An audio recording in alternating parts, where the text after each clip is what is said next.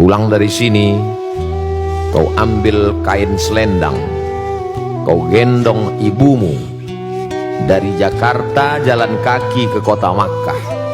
Sampai di Makkah kau tawaf 7 putaran, naik ke Bukit Safa, pergi ke Marwah 7 putaran, tahallul.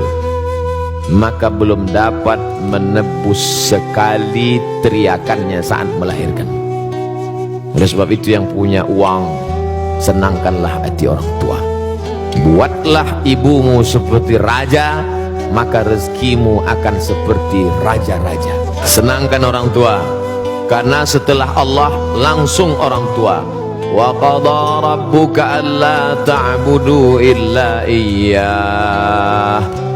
Allah mewajibkan engkau hanya beribadah kepada Allah. Habis Allah, wabil walidaini ihsana, berbakti kepada orang tua.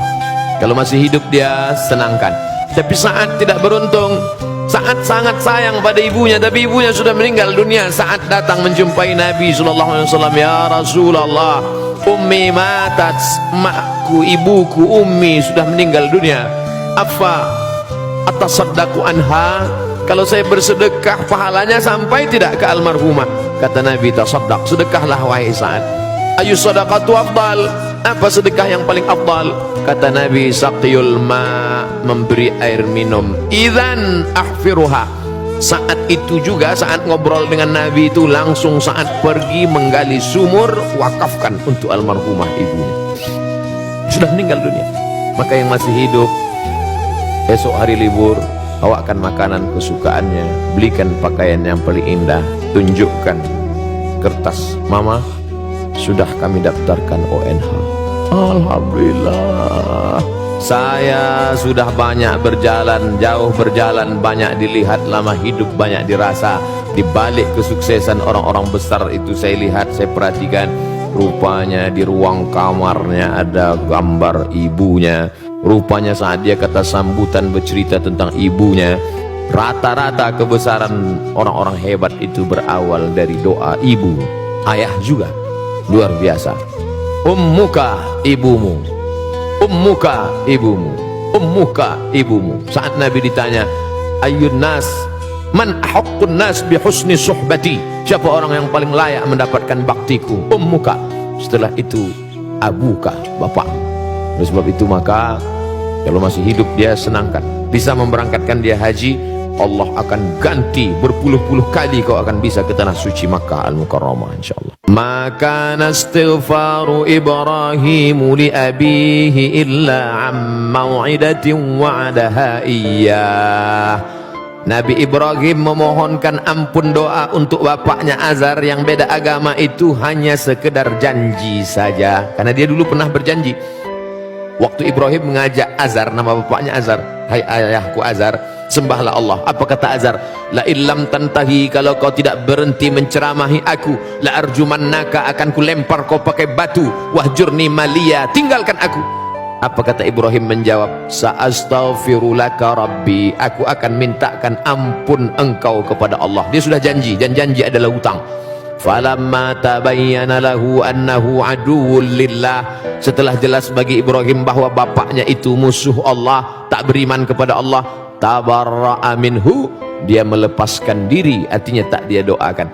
Kalau masih hidup boleh didoakan, dalilnya Nabi mendoakan, Allahumma hdi qaumi fa innahum la ya'lamun, berikan mereka hidayah karena mereka tak tahu. Tapi kalau sudah meninggal dunia, doanya, kuserahkan hambamu ini kepada engkau ya Allah. Allah maha kuasa untuk berbuat sesuka hatinya. Innama amruhu iza arada syai'an ayakula lahu kun fayakun. Tapi kalau dia masih hidup, jangan pernah berhenti berdoa pakai bahasa Indonesia. Ya Allah, berikan hidayah, bukakan pintu hati supaya mati dalam keadaan la ilaha illallah Muhammadur Rasulullah sallallahu alaihi wasallam. Kadang banyak yang kita sangka tak nikmat, padahal kita sudah dapat nikmat besar. Wa in jahadaka ala an tusyrika bima laisa laka bihi ilmun, kalau orang tuamu itu memaksamu untuk mempersekutukan aku, kata Allah, fala tuti'huma, jangan kau patuh pada mereka berdua. Ini dalil engkau boleh ngekos, saudaraku. Karena kalau kau tetap di situ, dia akan paksa. Maka kata Allah, fala tuti'huma, jangan kau patuh dengan dia. Tapi ayat itu belum potong, baca ujungnya. Wa sahibhuma fid dunya ma'rufa. Tetaplah engkau berinteraksi, berbakti kepada mereka. Kontradiktif. Bagaimana mungkin saya sudah tinggalkan rumah tapi saya tetap silaturahim? Engkau tinggalkan karena niatmu supaya bisa sholat, supaya bisa ngaji, maka ngekos, tapi silaturahim jangan putus. Mama, papa, apa kabar? Sudah makan pagi? Sehat? Mau dia balas caci maki, sumpah serapah, anggap itu bagian cara Allah menghapuskan dosa, cara Allah mengangkat derajat, cara Allah melatih hati. Jangan pernah berhenti, tiap pagi, tiap hari doakan dia. Tapi untuk mempertahankan supaya bisa sholat, supaya bisa ngaji. Mudah-mudahan Allah berikan hidayah sehingga sampai masanya nanti. Sulitkah bagi Allah? Tak ada yang sulit. Qalbul mu'min baina asabi'ir rahman. Hati manusia ini di jari jemari Allah, di jari jemari kuasa kudrat iradat Allah SWT. Insya'a, kalau dia mau dia buat begini, kalau dia mau dia buat begini. Lalu kenapa tidak dia kasih saja hidayah semua Pak Ustaz? Kalau semua dia kasih hidayah, lalu kita dapat apa? Ayyahdiyallahu bika rajulan wahidan. Satu orang dapat hidayah karena mulutmu, karena SMS-mu, karena share-mu, karena statusmu. Khairum min humurin na'am. Lebih baik daripada kau memiliki seekor onta yang merah. Mengapa orang terjebak pada riba? Pertama, kita tidak tahu. Yang tidak tahu, kita kasih tahu. Setelah tahu, maka harus berubah.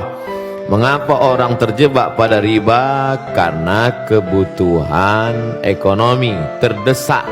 Pilihannya cuma dua. Kalau tidak riba, mati. Maka dalam hal ini berlaku hukum darurat. Ad-darurat tubihul mahzurat. Yang darurat membolehkan yang terlarang sampai daruratnya hilang. Oke, termaafkan. Emergensi. Yang ketiga, terjebak pada riba karena style. Kalau tidak ngutang, tidak dianggap sebagai orang kaya. Akhirnya terjebak pada kehidupan yang semu dan palsu. Kerja setan, la'udillannahum, aku sesatkan mereka. Setelah sesat, wala umanniyannahum, aku buat mereka berhalusinasi. Kau yang paling cantik, kau yang paling kaya, kau yang paling hebat, kau yang paling-paling. Padahal dia saja yang merasa. Orang lain melihat dia malah jijik. Yang keempat, maka Allah Ta'ala menyebutkan beberapa ancaman. Ancaman pertama, alladzina ya'kuluna riba, orang yang makan riba, la yaqumuna illa kama yaqumu alladzi yatakabbathu syaitanu minal mas. Bangkit dari kubur ketika nanti ditiupkan sangkakala seperti orang yang kerasukan setan. Kata orang Jawa, kesambet. Begitulah nanti bentuk dia di padang mahsyar. Dua, ayyuma lahmin, setiap daging di badan, nabata min haramin, kalau tumbuh dari yang haram, fannaru aulabih, tempatnya api neraka. Sepiring nasi riba disuap berubah menjadi setetes darah haram, masuk ke dalam jantung, merusak otak anak. Yang hijau yang bersih jadi kotor. Darah dari jantung naik ke otak. Nasiyatin kadzibatin khati'ah, ubun-ubun pendosa. Kenapa ubun-ubun? Karena otak depan yang berpikir rusak disebabkan makan riba, makan haram. Tiga, ayyuma lahmin nabata min aramin, dari setetes darah berubah menjadi daging, daging membalut tulang, urat-urat, kulit. Nabata min haramin, kalau dia tumbuh dari neraka, tumbuh dari riba haram, fannaru aulabih, tempatnya api neraka jahanam. Yang keempat, rajulun as'ath akbar, ada orang yang rambutnya kusut berdebu, mengangkat tangan berdoa, ya Rab, ya Allah, doanya tak dikabulkan. Kenapa doanya tak dikabulkan? Mat'amuhu haram, makanannya haram. Masrabuhu haram, minumannya haram. Malbasuhu haram, pakaiannya haram. Wa ghudhiya bil haram, diberi makanan haram.